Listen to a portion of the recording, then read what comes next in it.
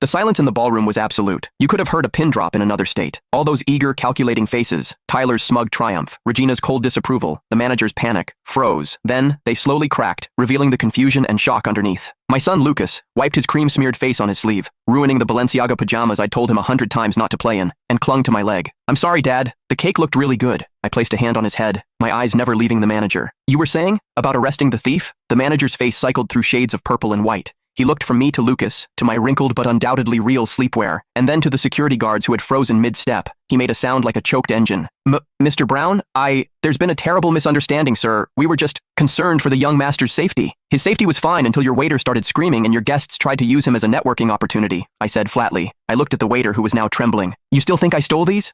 No, sir. Never, sir. I'm so sorry, sir." Tyler was the first to break from his stupor, his handsome face contorted. "Brown? You're a Brown? Since when?" The name seemed to physically pain him. Regina just stared. Her eyes were wide, uncomprehending, darting between my face and Lucas's. Her perfect composure was shattered. "A son? You have a son? You're married?" Her voice was a whisper, but in the quiet room, it echoed. "For 8 years," I confirmed, my voice calm. I didn't owe her an explanation, but the facts were simple. "Lucas, this is Regina, an old friend of mine from college." Lucas peeked out from behind my leg. He had his mother's curious eyes and her brutal honesty. "The lady who was being mean to you?" A few stifled gasps came from the crowd. Regina flinched as if slapped. "Lucas," I said gently, but firmly, "manners." He sighed, the long-suffering sigh of a 7-year-old forced to be polite. "Nice to meet you," he mumbled, not meaning a word of it. The manager finally found his voice again, bowing so low I thought he might tip over. "Mr. Brown, please accept our deepest apologies. The hotel will of course compensate you for this unforgivable disturbance. Anything you need." "What I needed," I said, picking Lucas up. He was getting heavy, but I needed him close.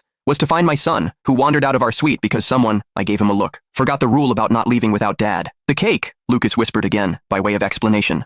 "We'll discuss the cake later." I turned to leave. The crowd parted like the Red Sea, every eye on us. "Daniel, wait!" Regina's voice stopped me. She took a step forward, her earlier coldness replaced by something raw and frantic. Tyler tried to hold her arm, but she shook him off. You said you'd only ever love me. In this life, you said." The words tumbled out, messy and desperate, a stark contrast to her polished image moments before. I turned to look at her, really look at her. The society star, the brilliant businesswoman, clinging to a decade-old promise I'd made to a ghost.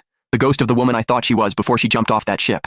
"Regina," I said, and my voice held no anger, no bitterness, just a final quiet clarity. "That man died a long time ago, on a honeymoon cruise. You were there." The color drained completely from her face. She understood. She remembered the note, the sea, the lifetime we left behind. "I moved on," I continued, adjusting Lucas in my arms. He rested his head on my shoulder, watching her with quiet interest. "I found a love that doesn't require me to carry her camera, or beg for a yes, or compete with a ghost. A love that builds a home, not a shrine." I glanced at Tyler, who looked like he'd swallowed a lemon. "Congratulations on your engagement. Truly, I hope